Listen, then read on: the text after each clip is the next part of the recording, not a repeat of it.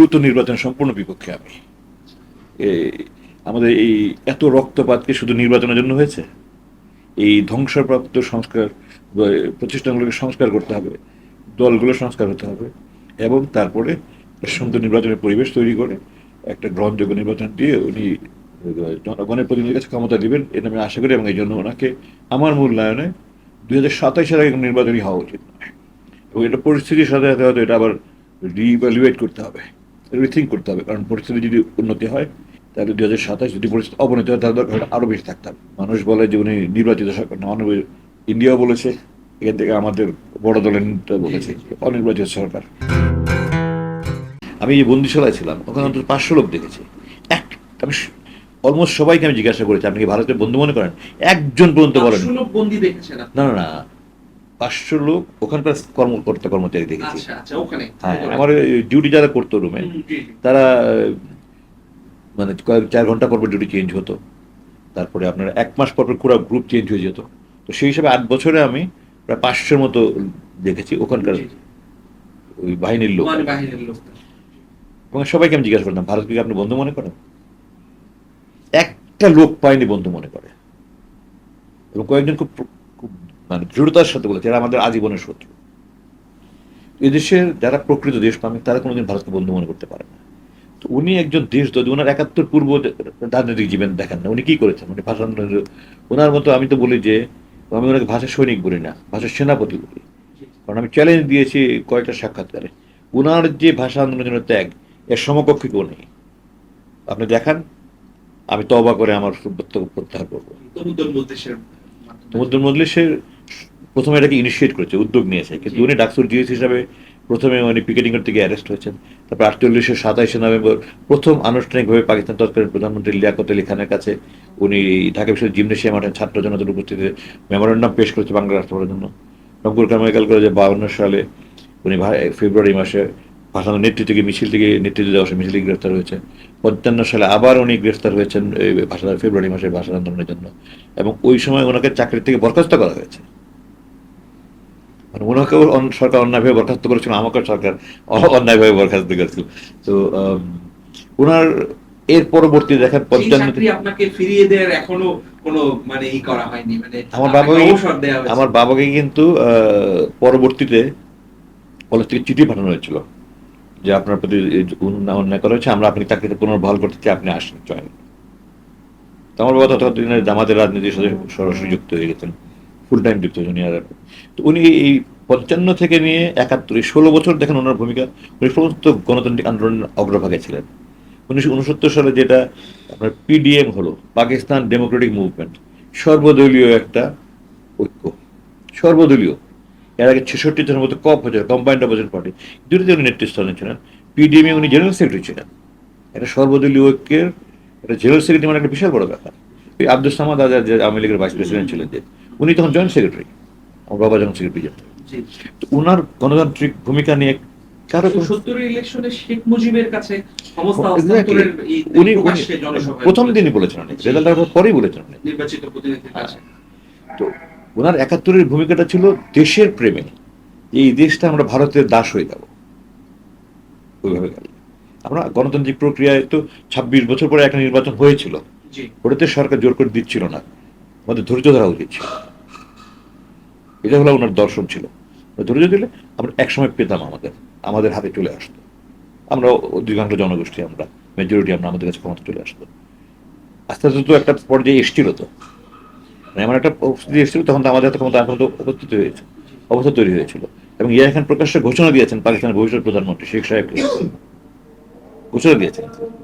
তো এই অবস্থায় আমরা হুট করে ওরা পাকিস্তান আমাদের মুক্তিযুদ্ধ চাপিয়ে দিয়েছে, এবং শেখ সাহেব ওটা যদি চাইতেন তাহলে উনি বাসায় বসে থাকতেন না। এবং এটা নিয়ে একটা there is school, another school of thought, যে ইয়াহিয়া, ভুট্টো এবং শেখ সাহেব মিলে একটা আলোচনা হয়েছিল যে এটা কোনো প্রমাণ আমি দিতে পারবো না, বাট এটা অনেকেই মনে করেন যে আমরা একটা আপনাকে গ্রেফতার করে আমরা তো ঠিক আছে, আমরা ভুট্টো শেখ সাহেবকে ক্ষমতা দেবে না, সে তো ঘোষণা করেছিল ওখান থেকে কেউ যদি সংসদে যোগ দিতে যায় তার ঠ্যাং ভেঙে দিবে, সে বলেছিল প্যা ভাগ ভেঙে দিবে। তো আলোচনা হয়েছে যে ভুট্টো দেখেছে যে আমরা ইউনাইটেড থাকলে আমি কোনোদিন প্রধানমন্ত্রী হতে পারবো না, কারণ এর মেজরিটি, আমরা পারবো না কোনোদিন। তো পিপলস পার্টি এখানে একটা ভোট পাবে, একটা সিট পাবে না, সেই হিসাবে তারা কোনোদিন মেজরিটি হতে পারবে না। তো সে প্রথমে ইয়াহিয়া খানকে রাজি করিয়েছে এবং তারপর শেখ সাহেবকে নিয়ে মিটিং করে 23 তারিখ পর্যন্ত যে আমরা তোমাদেরকে আলাদা করে দেবো, তুমি এখানে প্রধানমন্ত্রী থাকো, আমরা ওইখানে আমরা থাকবো। তো এটা তো এইভাবে করে দেওয়া যায় না। তো আমরা যেটা করবো, আমরা তোমাকে গ্রেপ্তার করে নিয়ে যাব, গ্রেফতার করে নিয়ে গেলে তখন একটা আন্দোলন হবে, তখন আন্দোলন হলে আমরা একটা গণভোট দেবো যে তোমরা কি বিচ্ছিন্ন হতে চাও না থাকতে চাও। হ্যাঁ ভোট পাশ করবে, আমরা তোমাকে দিয়ে দেবো, তখন একটা পাকিস্তানের মুখ রক্ষা হবে।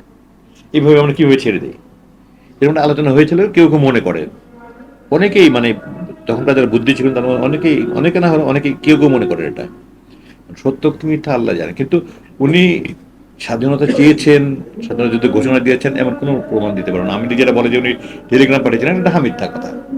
উনি টেলিক্স পাঠিয়েছেন, শেখ সাহেব কোনোদিন দাবি করেছে বলে আমি শুনিনি। কোথায় সেই টেলিক্সের কপি, কোথায় তার প্রমাণ?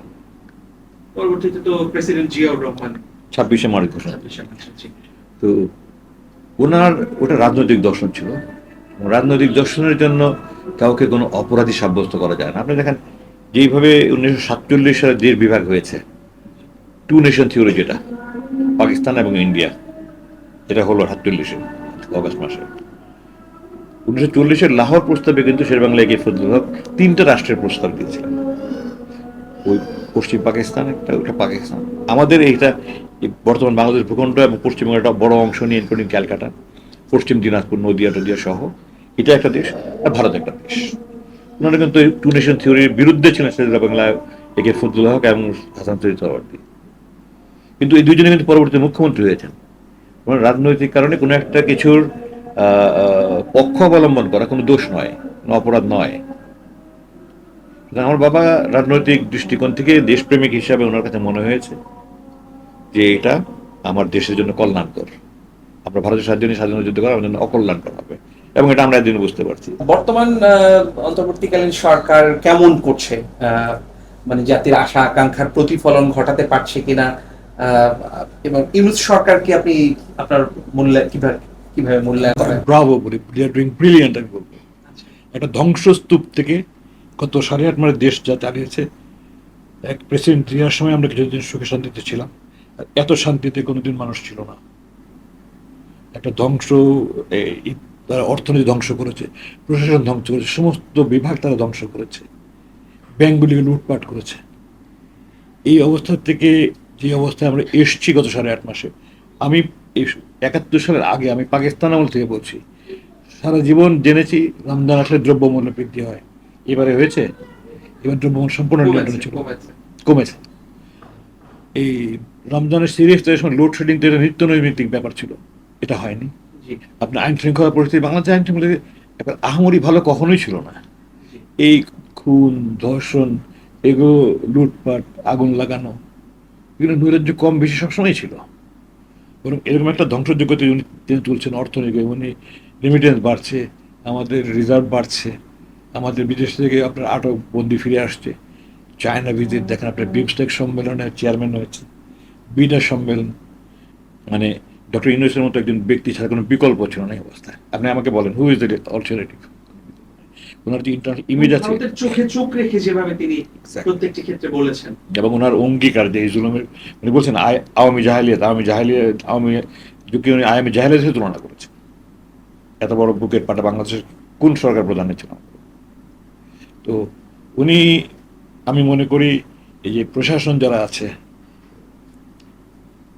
তারা তো পূর্বের যারা ছিল আওয়ামী সরকারের যারা, তারাই তো আছে, তাদেরকে দিয়েও উনি যেভাবে চালাচ্ছেন, আমি মনে করি ডুইং এক্সেলেন্ট জব। আমাদের সবাই সাহায্য করা উচিত, সহযোগিতা করা উচিত। সমালোচনা, আমরা একটা সমালোচনা প্রবণ জাতি, মানে ইংরেজিতে বলে যে they will criticize you for what you do, what you don't do, what you say, what you don't say. মানে বললেও সমালোচনা করবে, না বললে বলবে যে এটা কেন বললো না। আপনি করলে সমালোচনা করবে, না করলে বলবে কেন সমালোচনা। তো আমরা সমালোচনা প্রবণ জাতি, সবাই আমরা সমালোচনা করতে ভালোবাসি। ফেসবুকে একটা স্ট্যাটাস দিলেই সবাই সমালোচনা করতে থাকবে। তো আমরা সমালোচনা করি, আমরা ভালোটা দেখি না। অ্যাচিভমেন্টগুলি যদি দেখি, আমরা এত ভালো খুব কমই ছিলাম। আমরা অ্যাটলিস্ট আমি মনে করি প্রেসিডেন্ট জিয়ার সময় কিছুদিন আমরা ভালো ছিলাম, পুরোটা সময় যে মার্শাল্লাহ সময়টা বাদ দিলে উনি গণতান্ত্রিক প্রক্রিয়া উত্তরণ, ওইটা উনি একটা ব্রিলিয়েন্ট কাজ করেছিলেন। অল্প সময় উনি মার্শাল্লাহ থেকে গণতান্ত্রিক প্রক্রিয়া উনি উত্তরণ। এছাড়া আমি আর শান্তিপূর্ণ সময় দেখি না। এখন যেন খুব শান্তিতে আছে তা নেই, তো যে অবস্থা ছিল সেই তুলনায় আমরা ভালো আছি। উনি খুব ভালো কাজ করছেন এবং আমি এই দ্রুত নির্বাচন সম্পূর্ণ বিপক্ষে। আমি আমাদের এই এত রক্তপাতকে শুধু নির্বাচনের জন্য হয়েছে? এই ধ্বংসপ্রাপ্ত সংস্কার প্রতিষ্ঠানগুলোকে সংস্কার করতে হবে, দলগুলো সংস্কার হতে হবে এবং তারপরে সুন্দর নির্বাচনের পরিবেশ তৈরি করে একটা গ্রহণযোগ্য নির্বাচন দিয়ে উনি